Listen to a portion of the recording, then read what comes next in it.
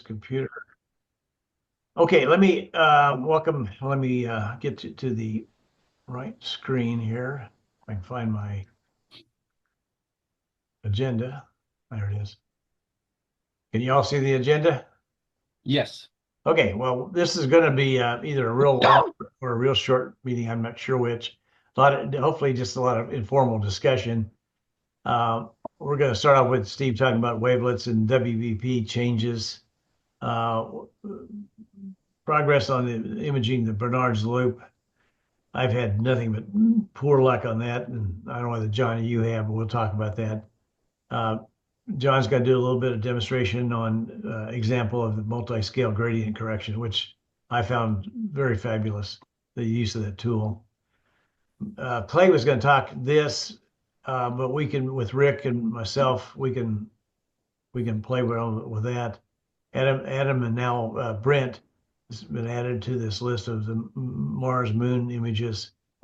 And then Steve's got a learning on the use of the process containers. So um, having said that, Steve, yeah, I think it's your part on wavelets and WVP at this point. Yeah, does anybody have any questions about any problems they're having with astrophotography first? Good question. I didn't put that on the agenda, but we always ask. We have, okay, Sunita's here. Earl Glenn, I don't know Earl. Um, and Antoinette is with us. Yeah, Antoinette, I think on Facebook you were struggling with Cyril. Did you want to talk about that a bit? Yes, hi.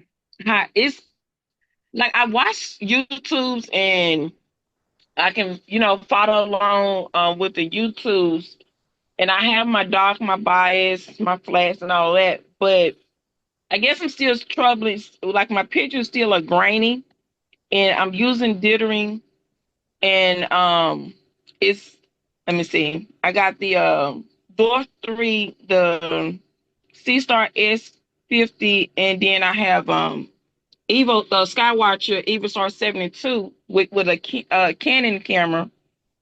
No, I don't have the Canon camera anymore. I got the ASI 183, and I'm having the same issue with all my images. Like it's just not clear. So I'm not sure if it's maybe a script or a process or a step that I'm missing. The first obvious question is how much are you acquiring? How many hours of data on these targets that are Probably green? about 72 hours or more. It's images I'm gathering over several nights. Okay, okay. Wow. So that should be solvable. Yeah, that should, yeah, that's a lot of data. So there's a problem with the stack if you're having that much noise. And Okay. Adam, aren't you a Cyril stacker? Is that what you use, Adam? Oh no. I think it's more of Ethan and Brian's thing. I'm Yeah, still Brian doing definitely. deep sky stacker. Okay. Uh, Antoinette, what probably needs to happen is I'll probably send you a Dropbox link, and you just throw some of that data in there. Probably not all of it if it's that many nights, and Okay. we look at it, and then I'll get with Brian. John, do you do any serial stacking? I have in the past, but not No. not like I know about it. But my suggestion would be GraphSpurt, their newest utility for the gradient removal. They also have a denoise component to it now. So you can actually just run GraphSpurt in just denoise mode. Might take care of her problem. It Yeah, might be kind of slow, but it might actually. yeah. And Antoinette, it's a free download. Expert, do you have that yet? No, sir. Okay. He's right about that. I ran a pretty big file. I ran a gigabyte stack file through it, and I gave up in 2 hours because I just I just The other thing also is the cosmic clarity from City Astro. He's got the standalone tools now for cosmic clarity. He's got a denoise in there as well. and that's a good one. I've actually tried it, So, and that's pretty spectacular. So City Astro, Antoinette, SETIASTRO.com. Mhm. He's got this suite that he just launched recently. It's brand new stuff. There's a lot of fun tools on that, and it's totally free. And that they have a denoiser there that uh, worked. I've cropped another image real small, and it worked great. Is there any chance you could post, I mean, on the screen, you could share the screen, what your image looks like now? No, sir, because right now I'm on Zoom on my phone and it's on my desktop. Oh, okay. Okay. Well, I would try to copy one over and send a link, but it's gonna be a minute. Okay. Well, let's connect on the Slack channel, yeah, then we can look at it. and let's get this solved. I mean, there's a Yeah. Brian's not here today, and he'll know exactly what to do. So we'll just get him involved too. Yeah, if you post on the Slack channel, we could call it up on the screen and let us look at it and see if there's something obvious. Yeah, it must be a bad stack though, because there shouldn't be a lot of grain with that many hours. All right, give me a moment and I'll upload something. Okay.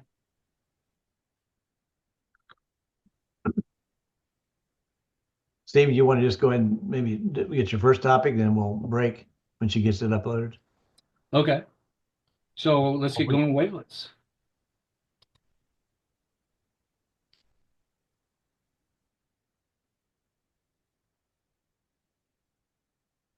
All right. Wonderful world of wavelets. And you did a PowerPoint. So There you go. how many of you have worked with wavelets? Well, isn't that the basic of a lot of the tools? Yeah. No, they're kind of I'm finding that a lot of people aren't using them. Well, Okay, Have so you had a wavelet? yeah, wavelets. Like Registex? Yeah, well, just yeah, exactly. That designed for more planetary, isn't it, Adam? Yeah. Okay, so basically these are I can't explain the math, I don't get it. But my intention is to get all of us to use wavelets in our processing because it's a powerful way to reduce noise.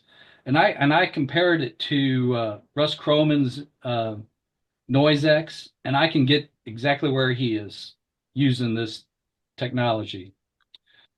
And Wow. and also it's a great contrast tool that doesn't blow out highlights.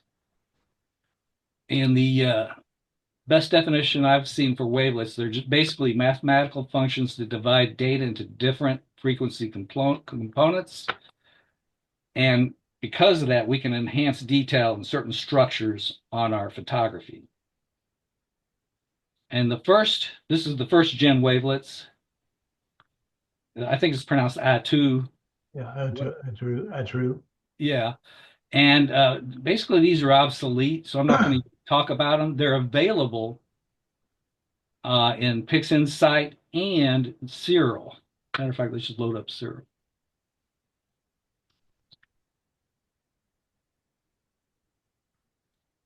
You have a good night. Let's see.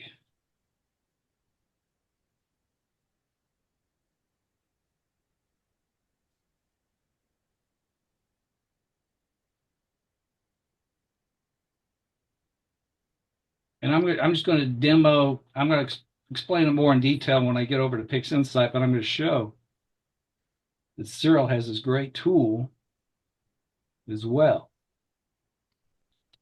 And I'm just going to choose like 5 layers. And I'm going to show you I'm starting to contrast this a bit.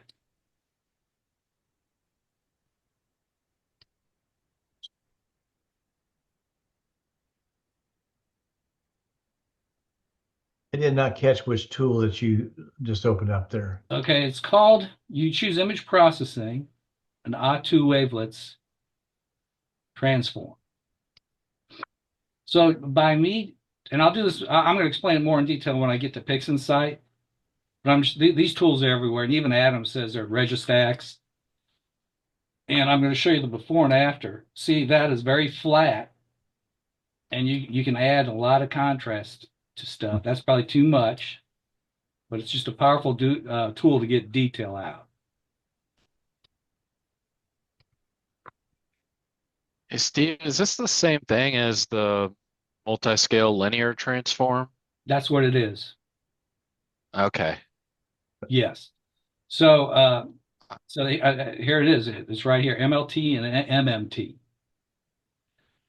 So, have you worked with this, Brent? You probably use it regularly. I do. And again, I can't explain the math, but I've got an action saved that has like the perfect parameters, which I'm glad to share the numbers that I've got, but it's part of every process that I do. I didn't know it was called Wavelets though. Yeah. So what's interesting about what there's to me that you should not have one set. Are you talking about biases you have set and certain layers, Brent? It's parameters on the layers. Yeah. So to me, I find that like nebula might have something different than a galaxy. But you find you can just do one and you're done? I do. Okay. Doesn't mean it's right, but it's also like I found something that works and I don't usually deviate often once I find something that works. Okay, good. So do you use MLT or MMT? I use MLT. Yeah. So So in my sharpening because I combine it with what's the other one? The local histogram equalization. So Right. right. I hit mine with 2 of those and then 1 of the MLT. Okay. I do the same thing, different order. I get the MLT done first. Sometimes I go to MMT because what this one does, Brent, is it replaces each pixel with the average or median value of the neighboring pixel, and it's a great noise reducer as well. So but it takes a lot longer. It's like 3 times longer. So it just depends on. I play with both of them. So now let's just jump into a demo really, because the best one is this is HDRMT. And how many of Brent, have you used this regularly? Not regularly, but I use that one to pull out overblown detail in galaxies. Right. Okay. So this is to me the best wavelet tool there is. Well, yeah, particularly with Russell Croman's modification to it. Right. So let's just kind of talk about.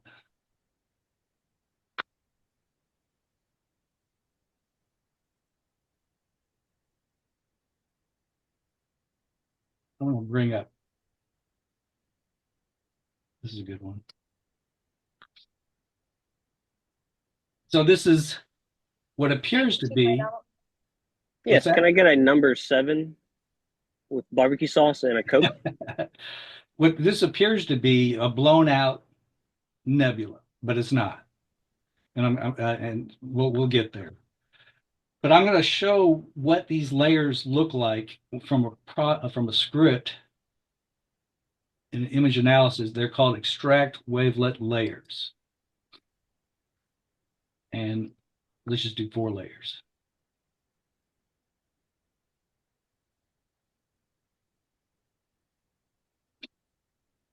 And let's open up the wavelet.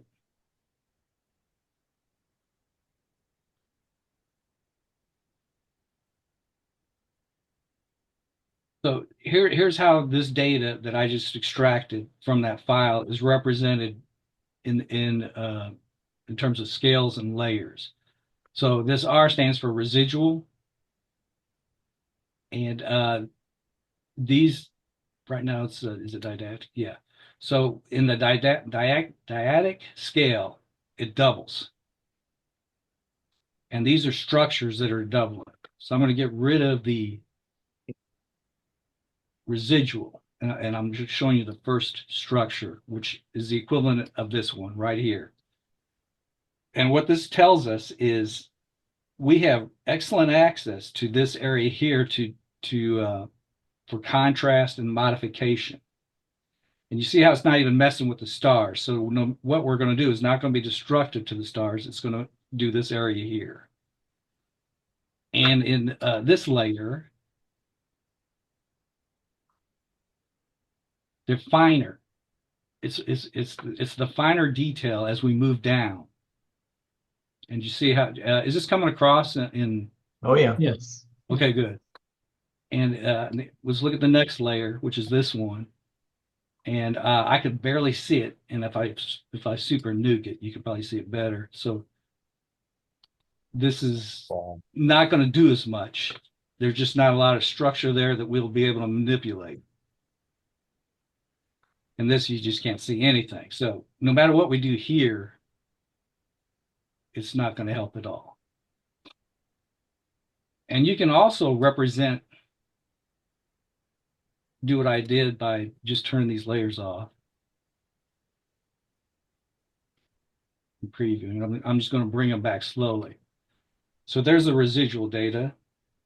And you can say, okay, is this 8 going to do anything? This scale. And I'm going to turn that on, and I saw some detail coming in. So that's going to be a good layer that we can deal with for this image.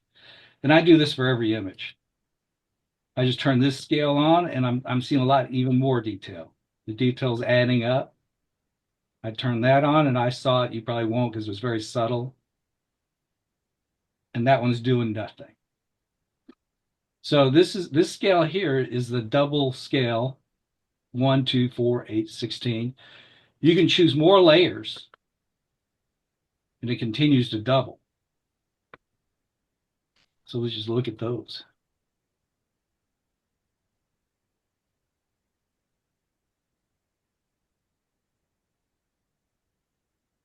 And as you can see, the residual here, there's not as much detail. And we're not really going to get any detail. So I'm going to show you what these biases are later on. This is where you put numbers to make changes. And right here, that layer there is where we're starting to probably be able to do some work, and then it's starting to get better. So there's like 5 or 6 layers we can manipulate here as opposed to the default of just 4 layers here. And then you don't have to choose dyadic. You can choose linear. And watch what happens to these numbers when I do that. So if these were doubling, now it is more straight line. And just do like 10 layers.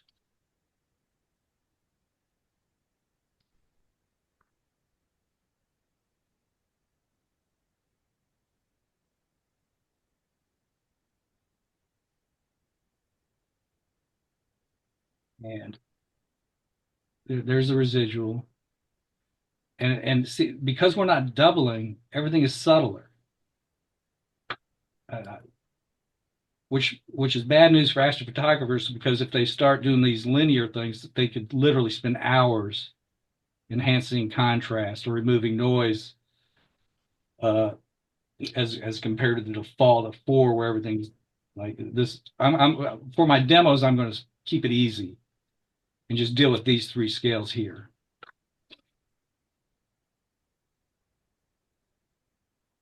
And now, make sure I'm talking about everything. Yeah. Well, let's try one.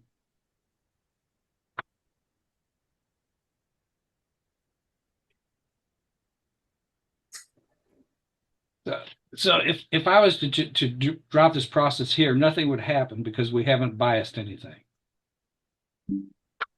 Now we're going to grab this large, let's do a small structure, like right here, and do a really radical bias of 1. Oh, wow. And I'm going to put 0 here. So one, you're generally sub 1, and many times you're 0.00 in these numbers, depending on. So 1 is like if I do 1 on this 8, watch what happens here. And so 1 on these scales keep on doubling. So see how it just affects more. I'm going to go do a bias on right here of 2 again, the same number, and that's a lot more subtle, isn't it? Did that come across? Yes. Okay, so this is where the power is. We've got the ability to do subtler numbers here, like 0.3 maybe. And then on this layer, we'll get a little bit more detail here. And let's do like 0.5. And here, let's just kind of go for it. Do 1.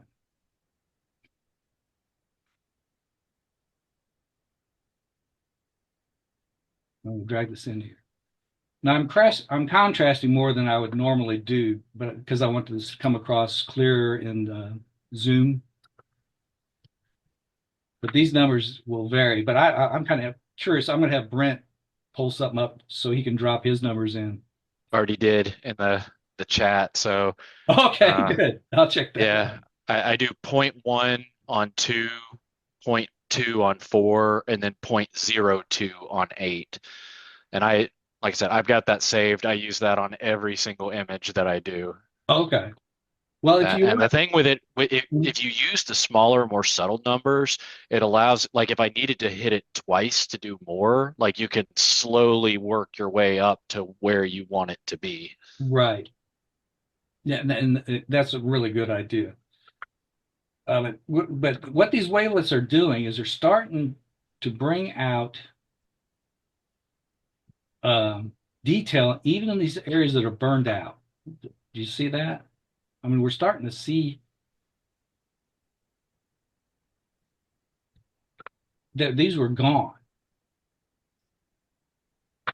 And I'm about ready to show a lot more powerful tool. So why is this great? So I'm going to go to, I'm going to open this up in Photoshop. And basically, a wavelet is really a contrast tool or a denoise tool. So if we're in Photoshop and we do a contrast adjustment to give the image more pop, the problem is the blacks get too black and the whites burn everything out. So what the wavelets allow us to do is just get control of certain layers. Cancel that. And manipulate them. So now that we have these biases here, we're going to do another wavelet.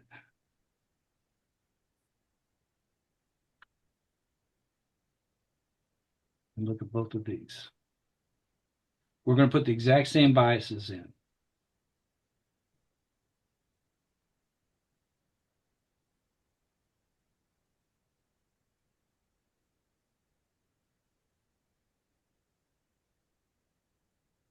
Let's go ahead and clone these.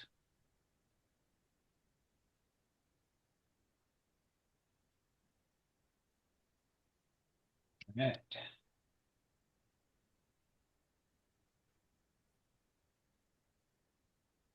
We've already seen this one. And this is the median one. See how it's taking longer? It has to do a lot more calculations. And it finally happened. So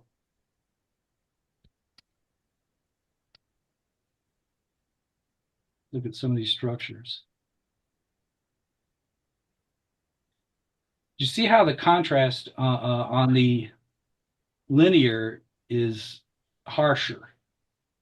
and here it's smoother. So these are the subtle differences between the two. Do you usually run it on images with stars?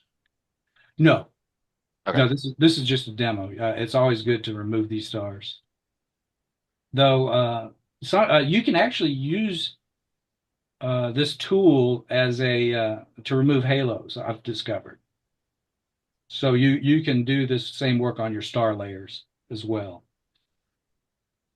Yeah, I use the multi-scale linear transform. I put my settings in there. I use it toward the end on the starless image that kind of a little more contrast, sharpening it up a little bit.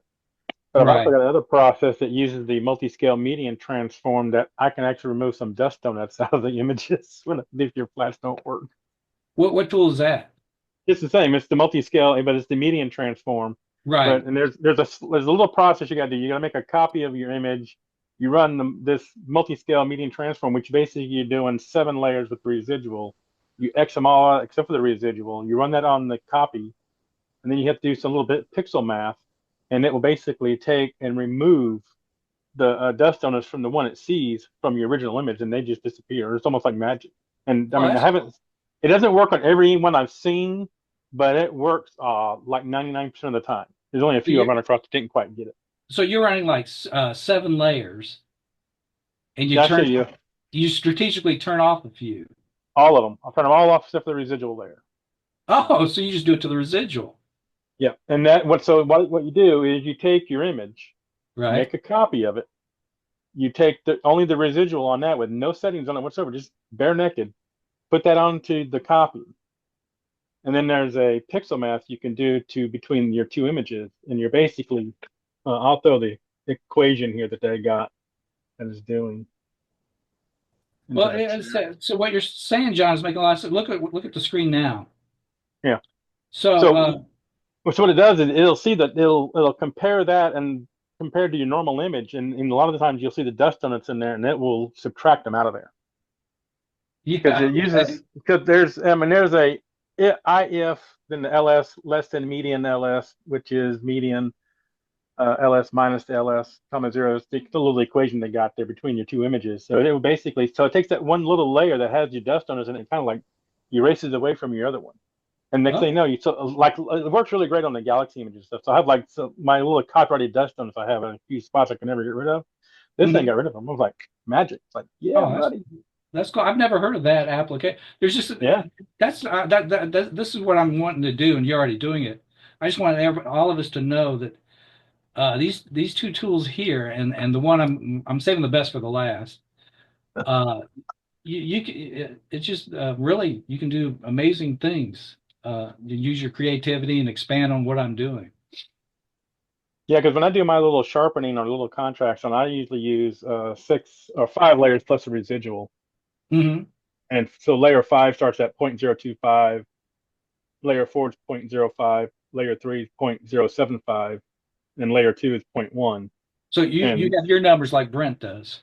yeah, Yeah. so that's Okay. just I got mine spread a little bit more than what he had. And then Yeah. I dumped that on my starless image before I add the stars to it, and so I'm almost done. Throw it on there, and it gives it a little extra boost of sharpening and contrast, and then I throw the stars on after. I just did this like a couple weeks ago, so. Yeah. I like that. And it made my little heart and soul nebula mosaic. Hmm. I cut out the soul nebula and did it to it, and it made it look like 1,000% better. I was like, holy crap. Yeah, I And know. because I had really good detail in to begin with, and when they did this on, it's like just brought it all out nice and subtle. I was like, man, it's almost like you're there. Like Do you I could find live with that. that for those of us who are using this tool, do you find that you're using the dyadic where the scale doubles each time, Yeah. or are you using the linear? He's a dyadic. Okay. The reason why I use the dyadic is because it's quicker. I started doing linear, and everything was so subtle; it just took me forever Yeah. to get these structures correctly. But I literally these numbers I play with. Every image is different. I was trying to highlight some spirals, and I think I ended up going to 20 layers, and I finally found a layer that actually made, the dust lane between the spirals pop out. So those are the type of things you can do. And I do want to show. Between the two processes, would you end up with the same values? Except one's just slower, it may do it better, the medium one? No, I find I would use different values for these. Okay. But the thing because I'm dealing with gigabyte images, this is cropped way down. I find I don't go over here unless I can't get what I'm doing here. So Okay. there's a lot of the difference between the two is subtle in my opinion. And where you're really getting it, this is the hammer. You're getting it with these parameter numbers. And then that does the main work, and the other stuff is just so subtle. I don't even care a whole lot about it. For example, let's just do this is the Starlet, which is an A2 that is used by virtually everybody. I'm going to pop this here. And then let's get this. I'm going to go to the multi-scale linear. And you notice we lost scaling function. So it's a Starlet. And I'm going to show you the value of these later on. You have an extra set of tools you can use to even get more detail. So let's do this one multi.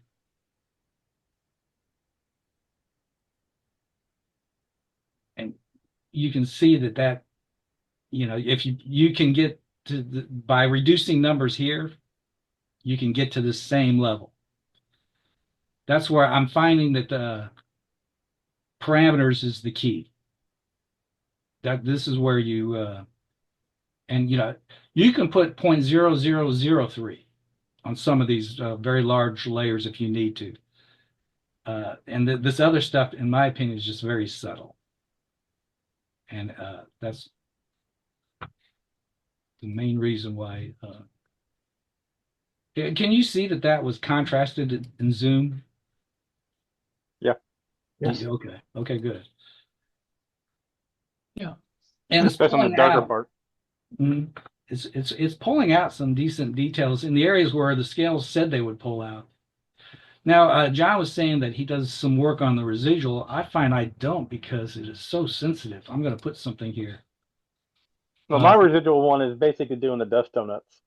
Yeah. Otherwise, when I use what you're trying to do here, I'm just using, I think I got it in the chat image, and it's pretty much just 5 layers plus the residual. And I got my 0.0025 down to 1.1 from 5 down to 2.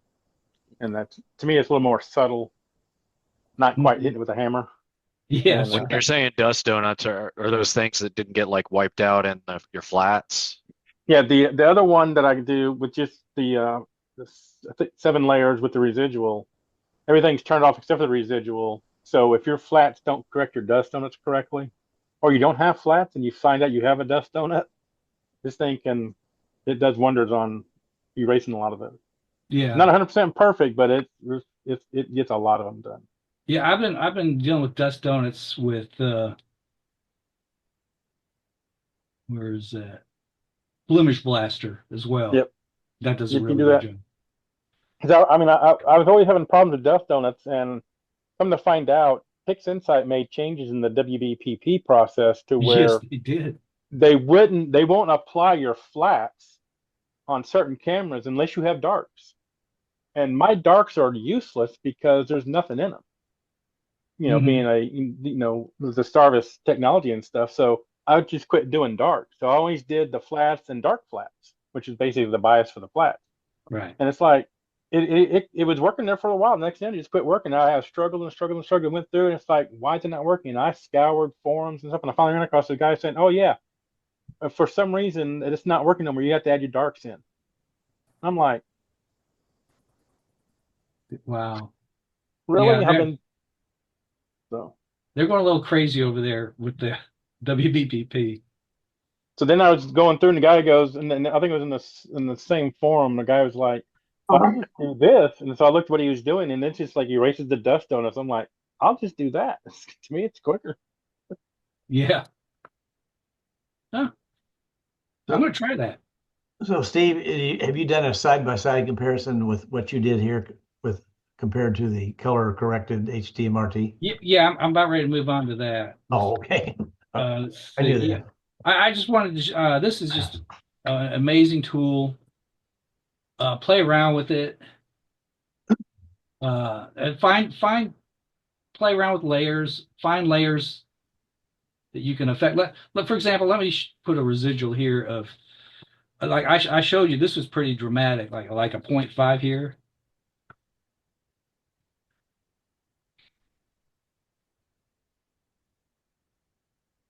So I mean, let me go back to 0. Let's just put a 0.5 here. Now watch what happens when I put a 0.5 in a residual. I mean, it just, so I find I don't deal a whole lot with the residual layers unless it's very, what number are you putting in to get rid of your dust bunnies? Oh, it's nothing. There's nothing. No numbers in it whatsoever. You X out 1, 2, 3, and 4 and 5, and just leave the R layer. And you use pixel math to drop it in. And then you have to run that against your copy of your image, and then you have Pixelmath will take the median between the two and subtract it from the original. Oh, okay, that's pretty cool. Yeah, That's I'm trying to see if I can find one of my bad Galaxy ones. Where'd you hear about this? That was in one of the forums. I was trying to chase down my issue I had with the flats not applying. Okay, yeah. All right, and then I saved them the best tool for last. Now, everybody's probably thinking, oh, this is burnout, bad. And if you look at these numbers here, if you can see them, they're not, if they were 1, I'm totally blown out. Yep. So there's data here. Okay, Steve, Yes. how do you set Pixinsight to actually show the values that you're just showing up there? Click on it. Is it down here somewhere? So you click, Alan, do you see down here? Yeah. You click that and you go to readout data. Okay. But then you can just click on image and hold it down. Yeah, and I'm doing single pixel. You can do 3. So I go back and forth on that, Alan. Okay. It's just clicking And on. then I'm clicking and leaving it in. And I'm moving. Leaving it clicked and moving. Right? Yeah. So, Okay. And then when I let go, it's gone. So click, leave in. Okay. So anything that's below a 1. Yeah, I'm says looking not over blown here. out. Yeah, you're approaching 0. Okay. And with Pixinsight, they love the 1 to 10 scales. All right, now this Russ Croman script, Merrill turned me on to, and to me, it's more exciting almost than BlurX. And he developed this utility. It's called color corrected HDRMT. And he did that back in 2020. Russell Croman, he donated this to the Pixinsight team, and they include it in their, or they used to, in their distributions. Basically, he says this script uses the HSI, hue, and saturation of the original image to correct the color of the transformed image. And this works great on nonlinear images. And this is a stretched image, nonlinear. So I'm going to open up a process. It's a wavelet, and it's HD RMT. Now this button right here, do you see it? To intensity. I'm clicking on it. You see it, Merrill? Oh yeah. All right. So this is HD. This is color corrected HD RMT. They took Russ Croman's script and they made it part of the HD RMT process. So I'm going to show you first without HD RMT, and look particularly at this blown out detail.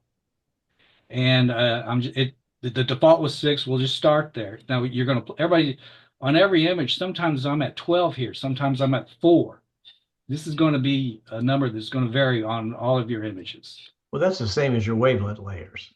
That's wavelet layers. Right. That's what they're. Well, I think the wavelets are 5 layers. No, I'm just saying, when you talk about numbers of layers, that's wavelength. Right. Yes, exactly right. Now, do you see all of that detail that came in? Here's the exact same image. All that detail came back. It was there. Now, what Russ did is saying, hey, if you color correct it, you can bring some of that color out.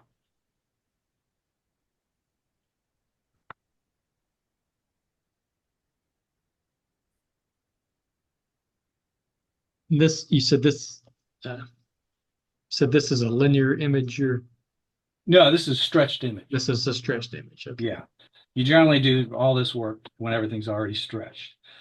But you can do this in the linear state if you want. But I mean, to me, that's just really dramatic, the difference. And what, you know, there's a lot of experts, like I've noticed, who's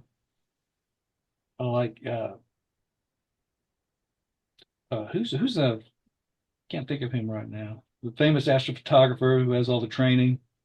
Yeah, Adam Block. Adam Block said, I'm at the point because of HDM RMT, I overstretch intentionally. And I bring it back with HDRMT. So I've not heard that. Wow. yeah, so let's do this one.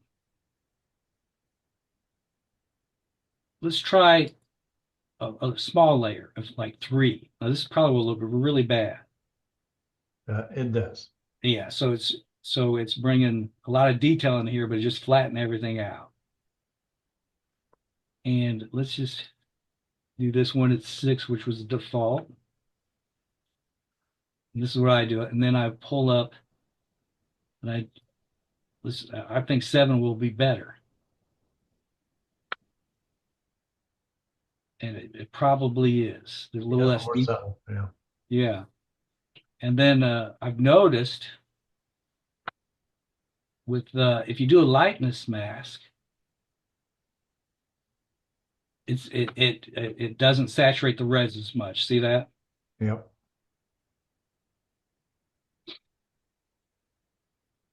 And then what I really like is I'd say 7 is it. Well, we better try 8.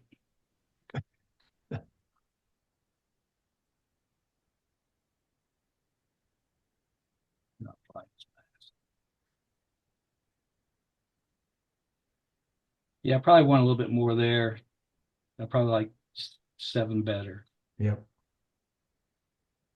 But now we have these other tools on top. I'm going to move this to 7. This is B-spline. And we can turn on median, which is an average pixel.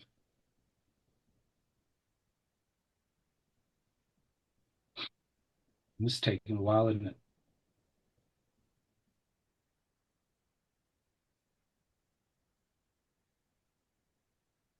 So it's just not as contrasting.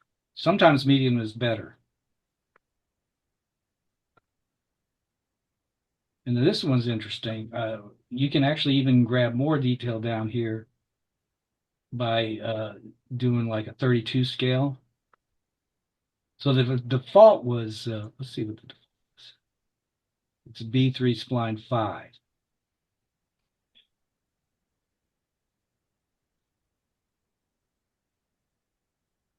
Let's drop that. And then let's move this to like a 32, do a really small scale. And you can see by tweaking this particular parameter, we're getting a lot more detail down there. Can you use this? I've used it before. I don't know if I used it with a mask though. Can you use this with a mask in place to try to limit, I guess, where it's bringing that data back? Yes, it works great with masks. Is that right? It's not global? Well, Yeah. if Some you have of a our- mask, yeah, well, That's a good question. Yeah, I mean, I think I've worked it. Would you? Do you think it wouldn't because this is more of a global well, function? that's my memory, but I could be wrong. Yeah. Yeah. Oh well, Brent, we'll have to But you we'll have to research that. experiment with it. That's the easy way to find out. Yeah, that's right. We'll play with that. So, okay, you've done a great job here on the layers, which you do all the work on the layers, then you can use this tool instead of it. This is what I heard you say. Right. So what I do is when I'm doing nebula, bright nebula, like Orion or some of those galaxies can get pretty bright. I hit it first with an HDRMT, and and and then and like Brent says, you don't want to contrast it too much with these tools. But then I would take a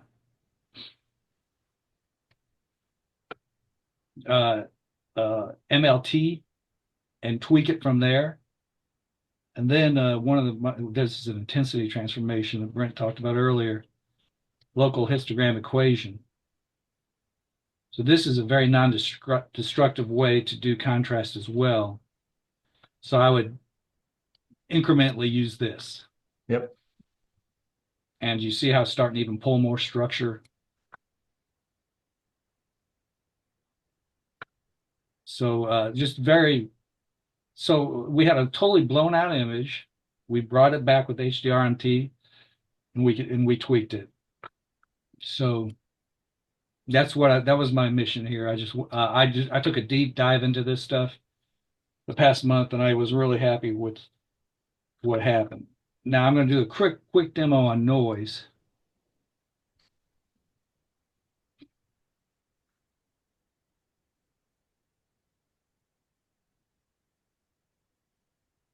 My hard drive's going nuts right now because it fell asleep.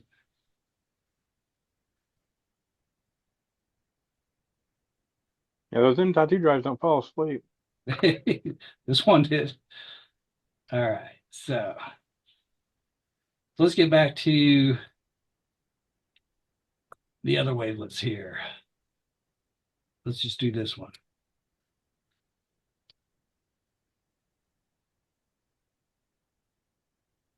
Let's clone this and get Russ's. I'm going to actually zoom in on this. There's a noise coming across and zoom. Yes. Yep.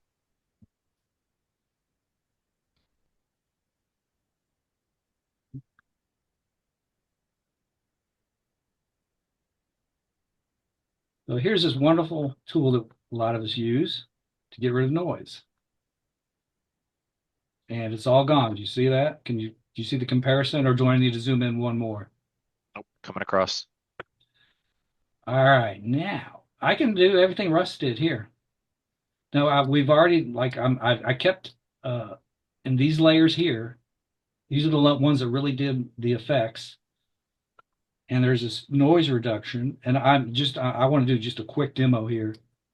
I'm just going to go with defaults. I'm going to just put threshold of 3 on all of these. And I've noticed when I was playing around with this, preparing for this, that there's actually a lot of noise on this. This actually helped to put a little noise reduction here as well on that layer there. And I'm just going to drag this.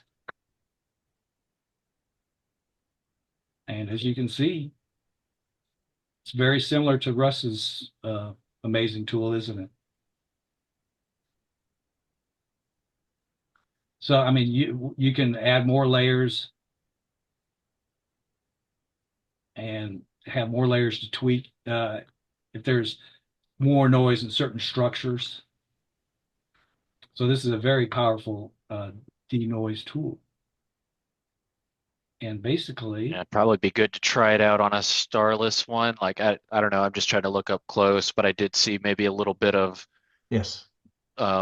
adjusting on the stars for the MLT, but without the stars, I bet it would be equally effective.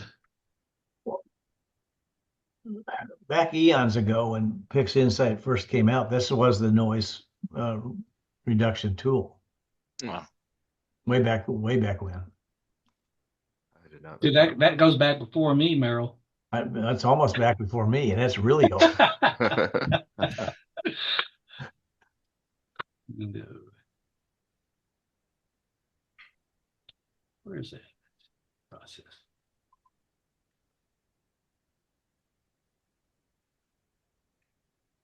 So run it right on there. Yeah. So I do see. Did you see the blotchiness? That might not come across. Yeah, there's Slightly. some. Yeah, There's I some. Yeah. see it. So, I mean, if I spend a lot of time, I really think I could isolate it. But then if I can't get rid of that blotchiness, that means I need more data. And we all know, we've all been there. You know, there's going to be, when you denoise even in rust chrome, and I'm seeing some here, some blotchiness. So if there's blotchiness, just go grab more data. Is the message. But yeah, that's really all I had here for wavelets, Merrill. Yeah, okay, that's great. Antoinette, did you find your image? We can go to that next. The file I was actually trying to send was still taking a long time to load, so I sent the smaller one, but I did upload it in Slack. Okay, let me see if I can find it under astrophotography. Yeah, Yes, right. Okay. There we go. Okay, you guys Oh, see it. wow, Okay. we got walking noise here. Is this being dithered? Okay, this was before I started dithering. The one I was trying to show you that I had dithered, it was a big file and it was still loading. That was taking me so long, so I just did this one. Oh, okay. So I started dithering shortly after this picture. Okay. Yeah. That's what Steve is right. That's what that looks like. It is. And you I can't get rid of it. recognize that from my DSLR. Yeah. Or dither. You Dither or can't get die. rid of it either. Yeah, it's just that nasty walking noise, and that stuff is just hard to get rid. I don't think Russ can get rid of this stuff. Or I wonder if he can. No, It won't. No, I mean, it might do a little bit, but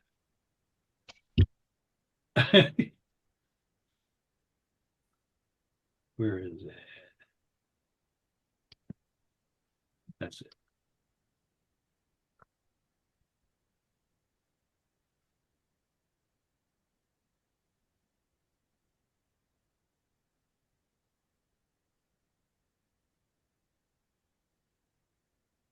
It helped a lot, but it really helped a lot, didn't it?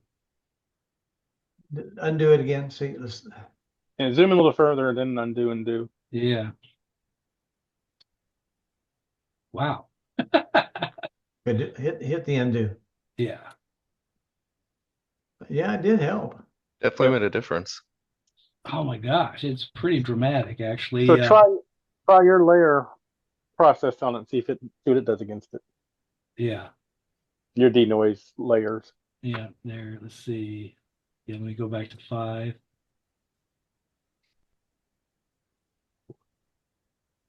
That'd be a good question.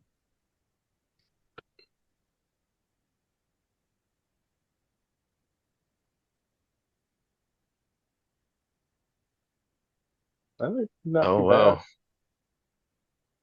I mean, you do get if you take the stars out, then do it, then put the stars back, it might look a little better. It looks like you made your stars a little crunchy, Yeah. but it looks like you got rid of it. Well, Antoinette, you know, look at that. Did you see that? Yes. You smeared it pretty good. So, I mean, right now, the Pixinsight is getting cheaper. Our dollar's doing a lot better than that euro right now. So, when you buy Pixinsight, you're buying it from Spain, basically. Okay. But my goodness, that is really looking good. And there's a lot of. What's I that? don't know if Cyril has wavelet layers or anything in there yet. They don't. I did a brief demo of. They do have a A2 wavelet tool, but it doesn't do any noise reduction. that so far, but I bet they're working on it. Yeah. Let me verify that.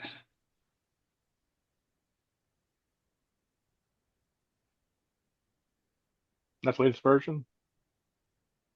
1.25, is that fairly recent? I think so. Yeah, mine's 125. Yeah, I don't see anything about noise here. You can do linear or B-spline. That Pixinsight's a one-time purchase. I think it's going to be 280. I think it's right 310 now. But I'm thinking about a month it'll be 280 with the exchange rate. So, and if Clay was here, what does he use?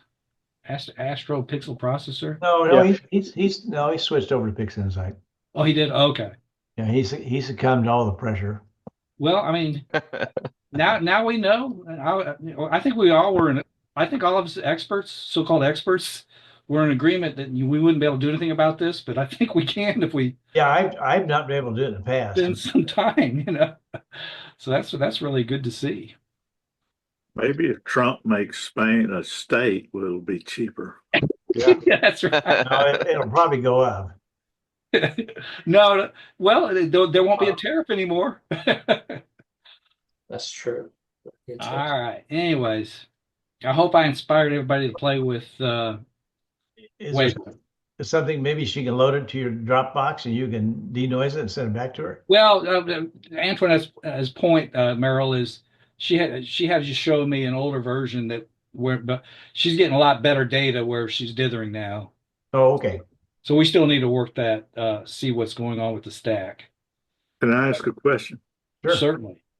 What optics is she doing this with? And swing back from one. You're in the middle of the picture. Go from left to right, all the way from the left hand side. Yeah, all the way over to the right hand side. Yeah, there's some pinching going on, isn't there? Well, it's a spherical coma. This is Oh yeah. Oh yeah. Thanks. Okay, with this picture, if I'm not mistaken, I was using my Orion 3.9 astrograph with I want to say it was my SAI. It was either my SAI 183 or it was my DSLR camera. Did you have a coma corrector on there? No. That's why. That's why. Yeah. Coma corrector would correct a lot of your comments going out and all out from the middle area. Okay, a coma corrector. Well, Yep. if you have BlurX, you don't need no stinking comma corrector, or do you? That's If I have what? Let's see. Well- Hold on. Let me pull up that process. He's going to try to process the stars to be more round. it'll take care of most of it.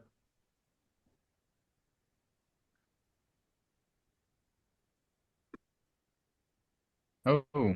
Dang. Okay, so Wow. that's pretty good. Now, what I've been doing lately is if I would do this BlurX correct only, and that's probably what I'm doing. I'm only doing a correct Yep. only. Mhm. I pre-stack. I'm doing one shot color, and I'm extracting. I'm doing everything manual now. I'm extracting. I'm debayering it and extracting red, green, and blue channels, and I'm batching. And we're going to talk about this actually. I think Meryl put this on the agenda. I'm batching to where every frame, rather than the final frame, is going to be corrected. The stars are going to be corrected, and it's going to, I think, it significantly improve the stack. So this thing didn't totally correct. It did a great job. I mean, there's a lot of round stars, but there's a lot of distortion still.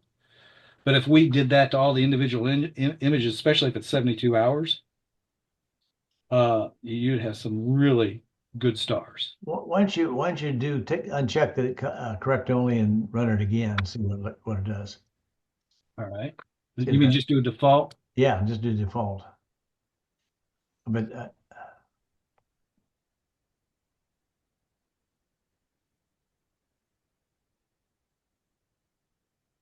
It's even more pinpoint stars too. Yeah. But I mean, there's still some stuff in it, but Yeah, but Mayor, I really do think that if we took each of these individual frames could be. and then at the end do it again, Yeah, that uh, makes sense. you can really, I mean, you can really improve it. So, but if you had is it called a coma corrector rig? Yeah. Yep. You have one of those. Yeah, that would be a big help. What are they? They're like $200? I don't varies know. part- I never bought it- one. I always bought a more expensive telescope. Yeah, I think it varies on what scope you got, how big it is, because I'm pretty sure the bigger scope's going to be a little bit higher cost to it, but the smaller scope would probably be reasonable. Okay. All right. Well, I really, I really appreciate everybody interjecting in. I like discussions better than presentations, and I really appreciate. I learned from you guys, which I always do, here I am the one giving the Wavelet talk, so I appreciate all that. Okay, well, we've what I thought was going to be a 5 or 10 minute presentation took an hour, which is good stuff. Yeah. So if I'm looking at the agenda, why don't we let me share. Let me grab the see if I can find the agenda here. Well, before you do that, I want to show you the dust donut. Okay, Uh, go ahead. Yeah, that's pretty cool. You get to share. Hopefully, you do a drag onto it. Do a what? Are you going to show that it's fixing it? Yeah. Okay. So Good. this is so you can see image there of M1 Crab Nebula. Right. Yep. Mhm. So we take the lovely histogram.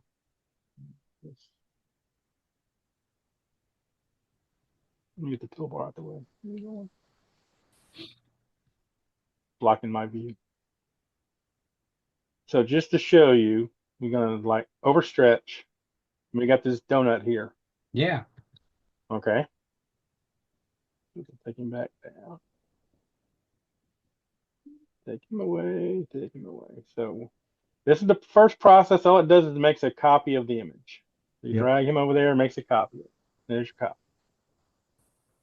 Now you're going to run your process, which is basically this process right here. It's just straight out of the box, 7 layers plus your residual, X everything out except for the residual. All Well, default. you have that on multi-scale median. You do the median one. Yep. Okay, good. And then all you do is drag it and drop it onto the copy. It's going to get rid of the stars, all the other layers, except for the residuals can be some of the Crab Nebula left. It's like a rock. Right. All right, then you're going to do some pixel math on it. This is what you're doing on pixel math, which I put this in the chat, this little equation. So it's using the image, plus it's going to do an IIF with LS less than median LS, which is LS is the image that you made it made a copy of. Mm-hmm. Then it's got, so it does that little functionality of it. You just come over here, drag it, done. We go ahead and close him. Now we go back to our histogram, show him, and blow him back up, and you don't see it no more. Yep. So it erases a lot of the dust donuts. If they're really pronounced, it might leave just a little bit left, some of them left over. But most of them that, you can, if you have to blow it up, you can see. Because I usually hide all the dust. My copyrighted dust donuts, I usually hide them by just making the image background darker. So they kind of like blend in. But with this here, I don't have to do that no more. So now I just go over here and just throw this on it. I mean, it's real quick. Copy, multi-scale it, and then pixel math it, and they're gone. Yeah. Like, That's great. That's a good tool. Okay, let me share. Let's kind of look at the agenda. If I can find it again. Okay, my suggestion. I don't have anything that I've been fighting my refractor for 2 weeks now, 3 weeks now. Still fighting it. My mini PC on the observatory died. Had to redo everything. So I don't have a whole lot to share now. John, you've been working on this too. A little bit. Let me go back down Oh. here. Why don't we save it till next month is what my point will be. I'll have a lot more data by then, hopefully. Yeah, I hope to have some. And you're going to do this, the multi-scale gradient correction example. Yeah. We've got Adam and Brent's got some neat stuff on the Mars moon images. So what do we say? Why don't we spend a few minutes on the Adams, Mars, and Moon's images with Brent, and then we'll come back to the multi-scale correction. That probably will consume the rest of the meeting today. And Rick, I'm sorry about the JWST, but Clay hurt his back, and So I put a link in the chat to a website where a guy talks about an easier way to get the JWST data than the straightforward way from the JWST site. And okay. it looks like it's pretty simple. So I may play with that some. Okay, maybe we'll put that next month's agenda then. Okay, so Adam, do you want to take off there and you share your screen? Oh, let me get. Brent, you want to go first? Hey, Merrill, I'm only 14 images, or I'm only 7 images ahead of you, I think, on the Barnard's loop. Well, it may be next year before I get it going. Yeah, I got 7 images of panel 14 out of 63 panels. So I only got 1 panel done, only 7. So. I found out just tonight I cannot achieve back focus on the scope and camera combination. So I'm going to work that next. So, okay, Adam, I want you to start. Just Oh, yeah, go ahead. all right. I'm gonna share my screen. Entire screen.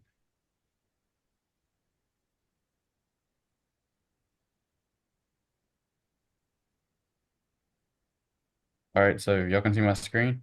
Yep. All right, so of course, like we have image capture.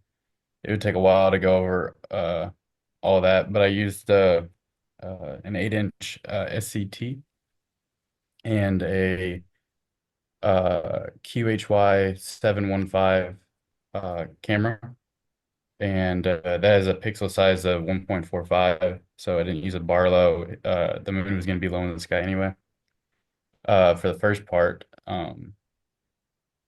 So loading my Mars image into, let me get this out of the way. Autostacker. Wonder how I say it.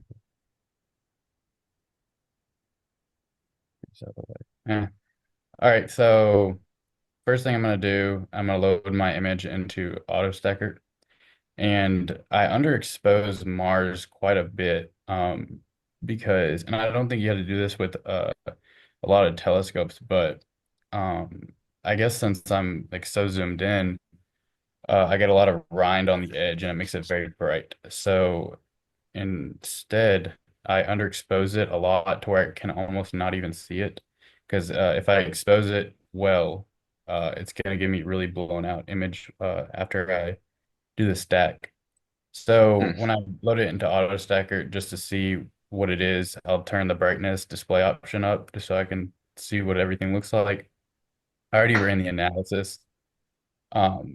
And there's 135,000 frames, which is useful because Mars is really small and it's very susceptible to any kind of turbulence in the atmosphere. So if I want to get those small details, I want to get a lot of frames. All right, so I have it. So then when I put my AP points on Mars, instead of just hitting place AP grid, well, I gotta display my. I think so I could do that, but a lot of times it's just I'm just putting like 5 points on it anyway. So I try to stay away from the edge because I know the edge range is there as well. So I'll just do like 4 or 5. And that's usually good enough. And I'll press stack. So, all right. So now after it stacks, it goes to Registacks, and this is what it looks like now. Even with how I underexposed it, even without the sharpening, it's already looking really bright. It is. Yeah. So, I see your wavelets there. Those are wavelets. yep. So Wave Sharp, the creators of Registacks also made Wave Sharp, and they say this is inferior to Wave Sharp, so I need to learn Wave Sharp better, but it's not very intuitive, and so I just had to learn that. So I started out with linear when I first started with Registacks, but I do dyadic now because you're gonna spend I just spent like an hour or two trying to fix an image, messing with the denoise and everything like that with the Gaussian and the linear. So now I do default and dyadic, and it's really simple. So I just drag this all the way over the first one. So if I instead, so this has like doesn't have a lot of impact right here, but if I try to do this, it's just gonna, I can't even move this without it just destroying everything. That'd be a cool background. So I just reset it real quick. All right. So I'll drag that first layer over, and I can just click preview and it'll show me what it's doing. So as you can see, there's like so much more detail, like points or whatever. I'm not really sure how it works, but so that's what you want to do rather than something like this. It's just going to sharpen this, which doesn't make a lot of sense if you're trying to get detail. So I use the first and second layer. Sometimes depending on how many images I have in a stack, I use the third layer, but I don't know any more than that. So, and then it uh, still looks like garbage right now because it's very pixelated. I could have stacked more, but I want to get that detail in, so I only did 500 per stack, and I did 12 stacks. So now that I got that, I'm gonna take all my images over to WinGPose. And this is that same image. Well, it's not the same image. This one I did a specialized stack. I did like 3,000, so I had like denoise more. There's less noise at least in it. So when you open WinGPose, let me just exit out of this real quick. So you don't just if anybody wants to learn how WinGPose works, uh, first thing you're gonna do is just click Program, Celestial Body, and you're gonna choose which one you're doing. So Jupiter or Mars or Saturn are pretty much the only ones you're ever going to use. And then I didn't even know you could use the sun. I didn't know you could derotate the sun. But all right, so now I got my celestial body chosen. Done with that. Now you click on recording and then image measurement. Click on image measurement. The last one that I had loaded in there is what's displayed right now. My coordinates are displayed. I don't know how important it is for Mars, but sometimes I've had these completely off and it didn't matter. And then if your file names are WinGPose compatible, if they you can add those in SharpCat, but if they aren't, you can just add them in pip. And so you're just going to load in your image by clicking Open Image F7 and then just clicking Open. And then you're going to open the image and you're going to go over to adjust, and you're going to use buttons like P and N to rotate. And then you're going to use page up and page down to change the size of it. And then you're going to change your LD value to 0.01. I mean, it originally is at 1.00, but I just changed it to 0.01, and I haven't had much trouble with that. And then I used to do every one of these image measurements individually. But once you have one image measurement, you can just go to miscellaneous and then click on create settings files for image stack. So I'm going to find my, where's my image stack? Registacks, I think. It's in Registacks. So, yep, right here. So It may not be here. Oh, it's not in Registacks. Uh, but it's going to be in, should be in this one. But just I guess I'm not going to get that done. But you're going to create your settings files. You're just going to click it. It's automatically going to create it. It's going to give you a pop-up that says image files created for 12 images. Then you're going to go over to tools and derotation of images. If you did use color filters, you do RGB. So derotation of images, you click on it. And I think this already has what I did last loaded into it. And then right here in the middle of this image, it shows how much rotation occurred. Now the one I put in the composite that I posted is probably like 30 minutes after occultation, but I'm not too worried about it because it didn't look any different from the video. I mean, you can still change this reference time to a different time. So I had it the middle, but you can also change it to your reference time. You can also change your reference time to something more early on, closer to the end of when Mars came out. You can set it as your time reference, and you can see it's still gonna derotate it and give you a full image, but it may not be completely even. I mean, I've done it before and it looked fine, but then you can just reset it back to where it was. So another challenge that I had with it is you can only do north at top or south at top, as far as I can understand. So when I did my composite, I had to re-rotate my image after I did wind jupos. So you just click once you got all these loaded in, you do that by clicking edit and then add, and then you go to your file with image measurements, and then you just add them all in. So you just click compile image, and you want to put your directory uh, where you want it to go, and just click compile image. So I don't want to overwrite something that I already have. So I got so many screens open right now. All right, so that was created. So I open the one, I can just drag it in. I'm gonna go to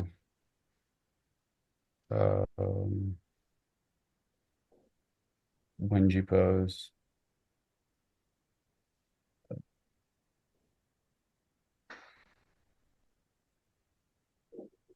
Wenji pose Mars. And then I'm gonna click on the, I think it's this one. And then I'm gonna just drag it over to Registacks. Put in Registacks. Okay, I don't think that was the right one. I think that was the one that I had to go back and change. So, with my telescope, there's this edge rind, or Everybody gets it. yeah. So, yeah. I notice people that have larger telescopes, like, well, maybe they don't have it, but their edge rind is much smaller. So, so now that I got I it can fix sharp, that in 20 seconds in Photoshop. what was that? I'll send you my thousands of images you can do for me. Okay. Oh yeah. 20 So seconds per image. yeah. So I do all my sharpening. So all those images that I loaded into WinGPOs were unsharpened. That first one, I just had it sharpened so I can align it correctly. So this is as much as I'm really going to sharpen it. Anything further is just going to make it worse. So it's still kind of noisy. That's when I load it into Grexpert and denoise it real quick. And then going over to GIMP. I'm almost done. All right, so I did a lot of editing. I wish I saved the steps I took so I can walk you through it. But I'm basically cleaning it up around Mars to make it look presentable. And then I rotate it a little bit and crop it because that's where I want the composite to be, where it's going to be on the edge of the moon. And then, but back to the moon. We're going to go back to the moon. I captured 2,500 per panel using a Sharp Cap lunar mosaic sequencer, and it took about 30 minutes. It'll take longer if your write speeds are lower. I found that out. It used to take me like 2 hours. And one of the things you want to do is you want to capture your uh, the terminator first because that's going to have the most change. Uh, and the other side won't have as much. It won't have hardly any change. You won't be able to notice a difference. But if you capture your terminator, which is the edge of the moon with the shadow, uh, if you do like the normal sequence, it's going to not align correctly. And I had that problem when I first started doing mosaics. Uh, so you just load your images after you sharpen them and you did your so I sharpen them by just loading them all. I load them all into, let me see if I can show how to do this. So this is Mars. This isn't the moon. I deleted all my moon captures. It was like 600 something gigabytes. So I needed space on my drive to do work. So I just deleted everything. So anyway, this is Mars, and I would just drag all of these into AutoStacker. And this is just how you do batch processing for AutoStacker. It's really simple. You just click Analyze. It'll place the align point. You place the align points, and then you hit Stack. And then every one after that, it'll do it automatically, which saves me a lot of time. I just do that and I just click play and go to bed. And then the same thing with Registax. It has batch processing. So I'm going to go up here to Tools, click Show Macro Batch Window. And this is how I sharpened all my moon images because I don't want to do 30 individually. It's going to take forever. And then whatever wavelet you have over here, you're just going to type something in. It can be a letter or a name or whatever. And you're going to click Save and then move it over to this area. And you just do wavelet and wavelet save, and that's all you do. And then you save it as a TIFF, move this over. Well, first, yeah, wavelet and then save wavelet. And then you name it, whatever name you want to give it, and then you save, and then you go back down here. And you just click whatever one you had saved, so it's Mosaic 2. And then you just run it, and it will do it all automatically. So you don't have to drag and click and sharpen and do all that manually. So it's really easy and really simple, and it makes lunar mosaics fun to do because used to it wasn't fun for me. So because it's all pretty much automatic. So then when you get your frames, you just import them in. As you can see, they lined up really nice. This is the top part of the moon right here, and this is like the middle top. And then you just your camera motion, you can have it on auto detect or planar, doesn't really matter, but it's planar, so I'm just going to click that, click stitch, and it takes a little longer actually. It takes like 10 seconds, but I already had stitched it. So then you can just crop out. Is really fast actually. You can just auto crop it, and then it removes all these green lines at the top, and then some of them you have to keep. And you can edit those out later in like Photoshop or GIMP. So then you just create your whole moon, and you may have to fiddle with it, and you may not be able to. You may not be able to combine all your frames in one image. I know you may be able to do that with other stitching programs, but this one seems to not do amazing. So I'll just stitch them together in segments, and then that will work out. So then I have my lunar mosaic, It's all stitched together and everything.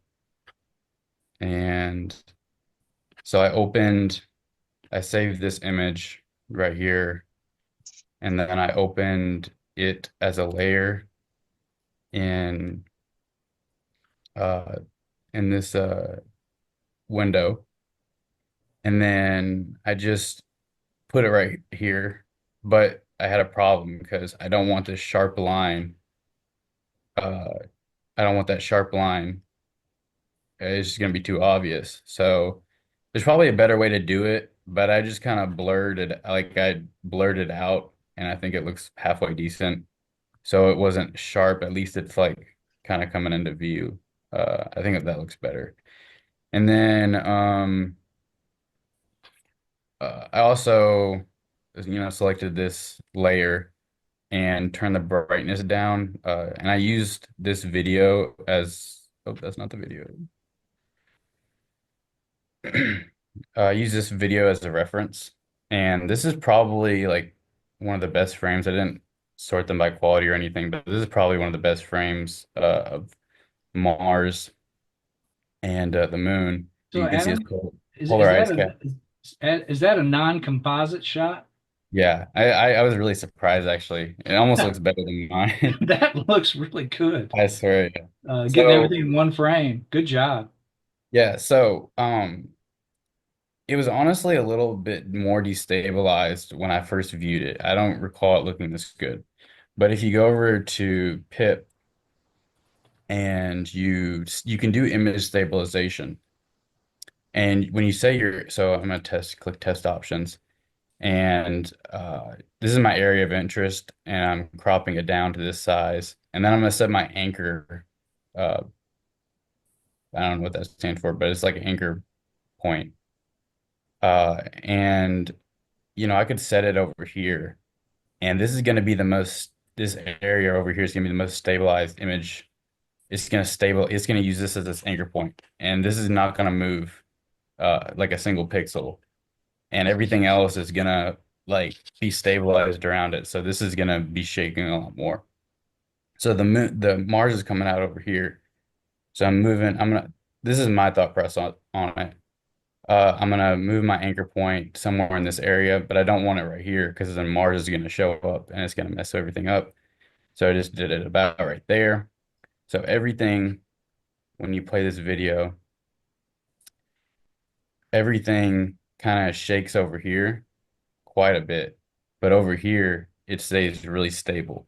So I think that was partially the reason why Mars is so stable right here. And I wasn't expecting that. So that was pretty nice. But yeah, it just comes out like this. I don't know how to transfer this AVI file into a MP4 file yet. So once I can, I'll get that posted. But yeah, not all these frames are great, but I was really surprised. Some of them were really good. Like you could see the polarized cap and everything. Yeah, that's great. Yeah, that's Yeah. neat. Yeah.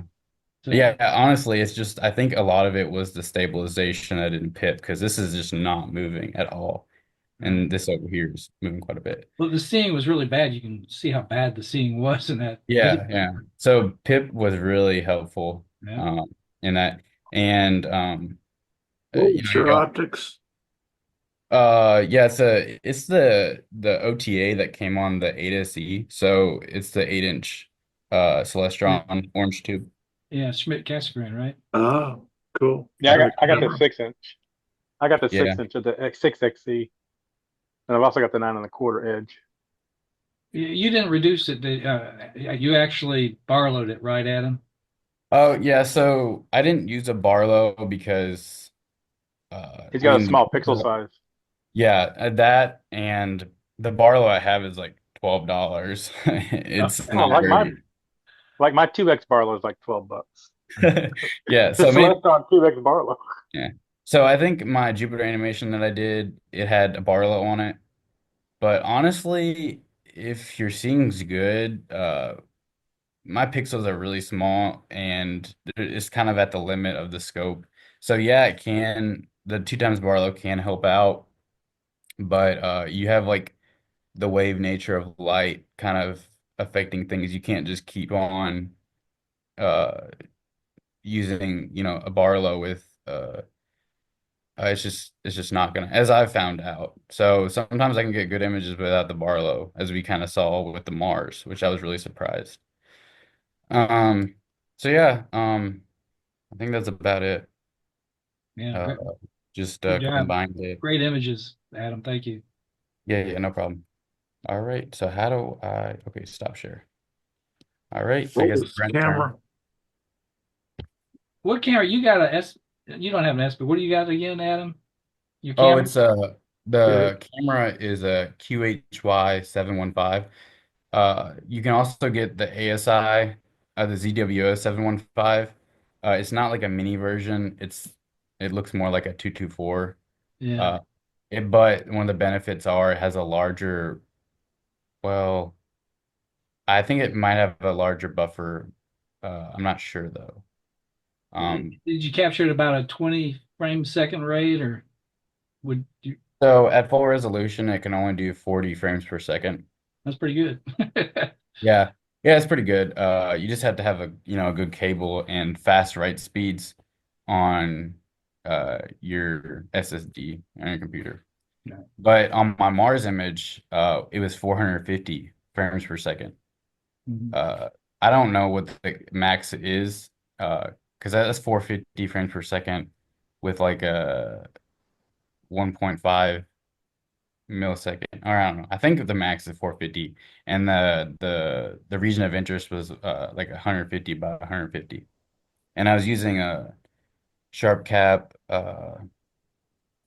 mount controlled future tracking, so I wasn't having to stay there and like make sure it was staying in the.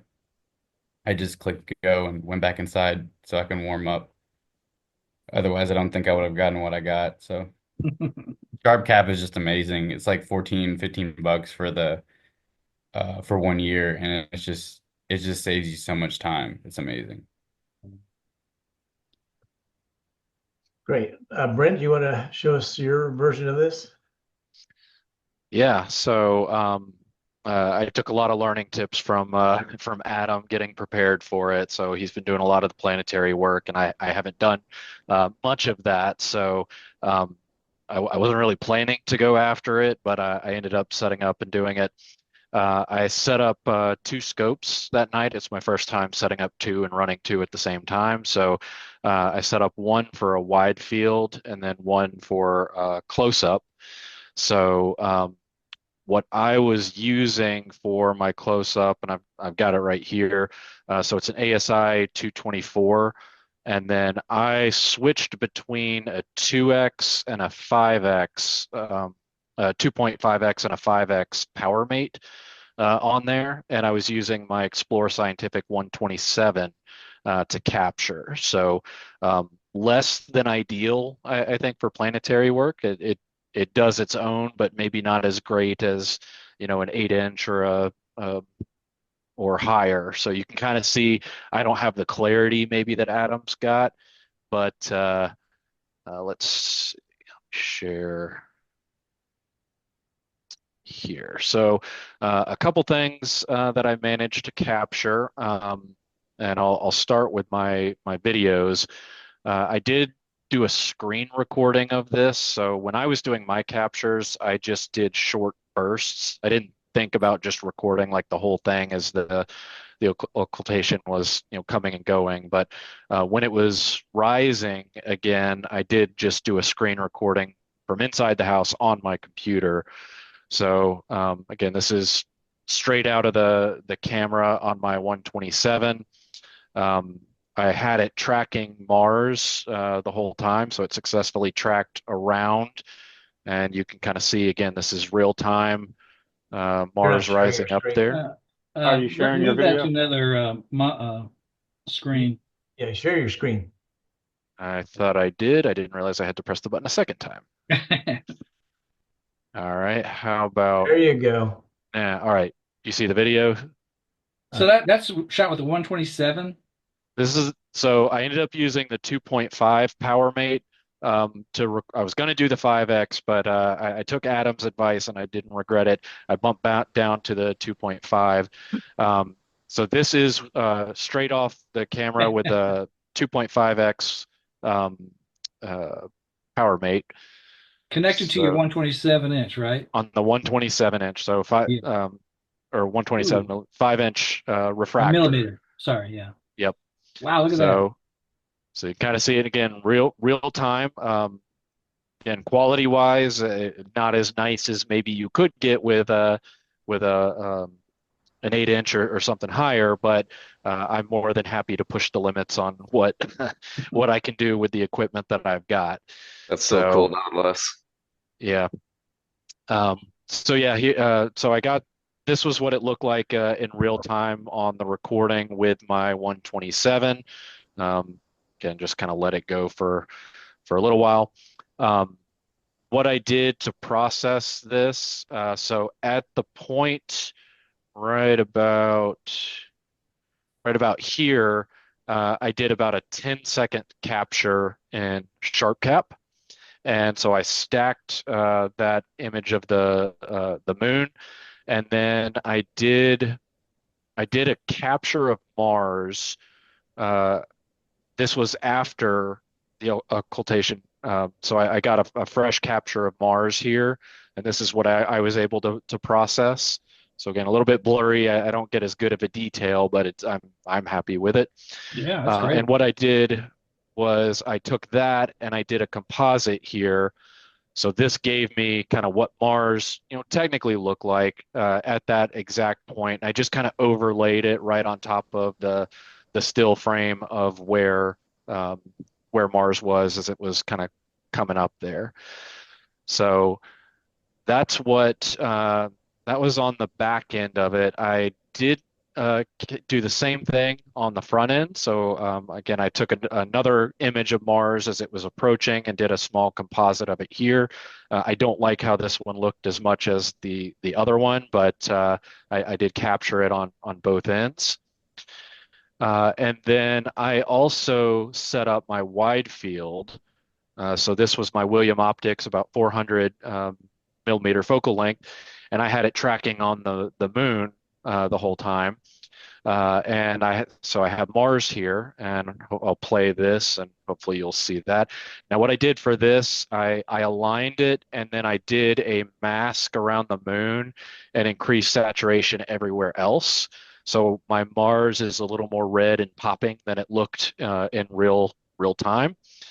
But just this is about kind of see it moving there. I took about a 3-hour time lapse, so got it approaching. And then there it goes. And I'll fast forward. And you should change that so when it hits the moon, it bounces off and goes the other way. Yeah, that's a good idea. The missile strike from the Death Star. But yeah, nice little wide field time lapse of it occurring. And then I did some image processing of that at the same time. So again, stacking the moon to get a much clearer image of the moon. And then I've got, my little version of Mars coming off on that side. And then the same thing on the other side. So I've kind of got a far away version of it and then an up close version of it. Yeah, that's great. So all of it was captured in sharp cap on both the wide field and the 127. Again, using Sharp Cap Pro. I didn't use any kind of stabilization features or tracking or anything like that. That might have helped with some of it, but I was in kind of a rush to get both of them set up and running and capture whatever I could. And in the end, I'm really happy with how it turned out. So definitely a cool experience. And I think, Adam, you looked it up again. It's not happening again to 2042, maybe. That's right. Yeah. So very similar to this one. It's going to be at opposition, retrograde, and a full moon. But there's one happening, I think, like next year, but it's going to be in Russia. nice. There you go. Well, Brent, on your video, I noticed that polar cap was to the left. So the video did a good job that you showed first. Yeah. Oh yeah, Um, wow, that's amazing. I was really impressed with that. I can see the polar cap right there. yeah. I was surprised it was as clear because on my and I took a video of it with my phone, but when it was passing behind the moon, I don't know, the seeing wasn't great all night, but I Oh, think it was sure. especially bad at that moment.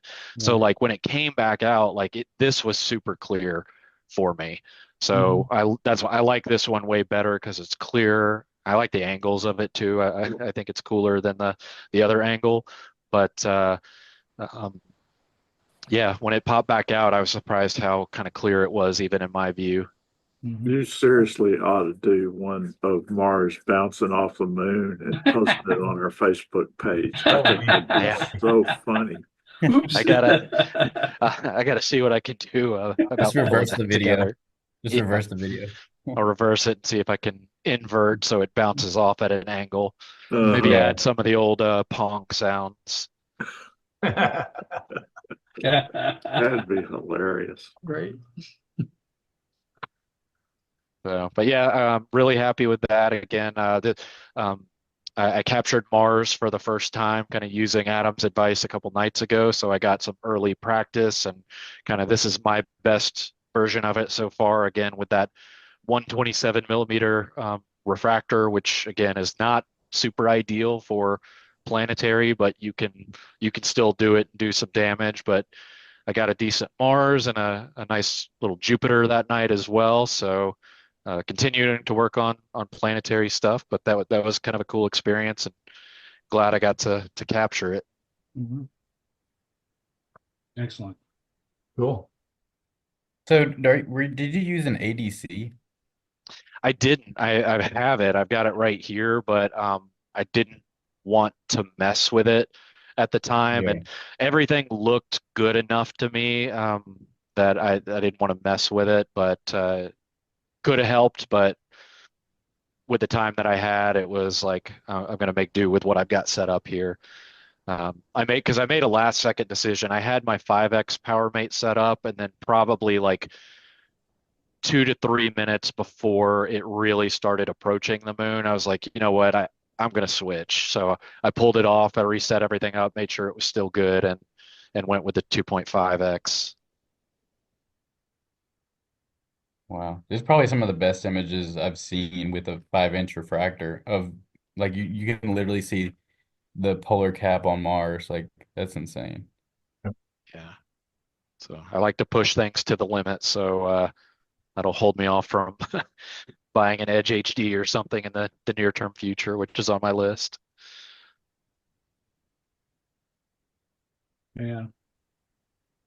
Well, I noticed you didn't have any like because a lot of my plants they end up with like a blue orange. I thought that was atmospheric dispersion, but maybe that's just chromatic aberration or something in my images because I don't see any like red or oranges in your Mars photo. Yeah, I know when I've done Jupiter in the past, I could tell, and that's why I've got the ADC, but I didn't really have any of that during this, so Yeah.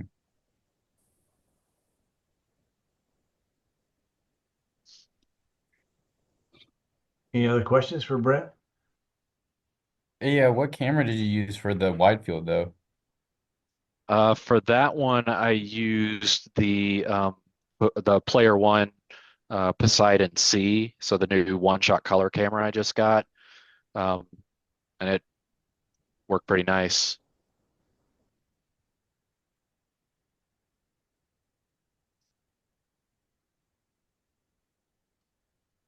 Okay. All right. Well, we got a decision to make. We got 15 minutes for a 2 hour meeting, or that John can do a quick demonstration of the multi-scale gradient correction, or we can save that till next month. Up to y'all, don't matter to me. Want to just call it a night? Go ahead I and gotta go to bed. Yeah, I think so. We're pushing 2 hours. Okay, let's do that. Let's Mhm. call it a night. I'll put Uh, the items on the list and talk to them next time. Yes, Steve? uh, can I share the screen? I want Mylan's here, and he did a good job with a dwarf, and I just want to show that real quick. Can you see the screen here? Yep. Yep. All right, I'm gonna hit play. Move it back here. So just with that, with inexpensive technology, you see it? Wow. You see it go in? You see it come out. He probably paid $300 for this thing. Coming out What's the pretty focal soon. length of Boom. that? Look at that. That's what you It's call my- tiny. That's what you call tiny. Yeah, but it's kind of an interesting shot. I just wanted to show that because I That's got a cool. kick out. I got a kick out because it's going in, going out with no special gear. You just hit play. So good job on that, Mylan. Thank you. Well, thanks for all the presenters and thanks for everybody showing up. A good meeting, a lot of good discussion. We've got a lot of stuff to cover next time. As you think of topics, drop them in the Slack to me and I'll add it to the agenda. Any of you that have PayPal invoices for dues, let me know or I want you to know, take care of it. And I'm putting my treasurer's hat on. So anyway, check your email. Other than that, I'm gonna say wish you all a good night. Right. Stop recording.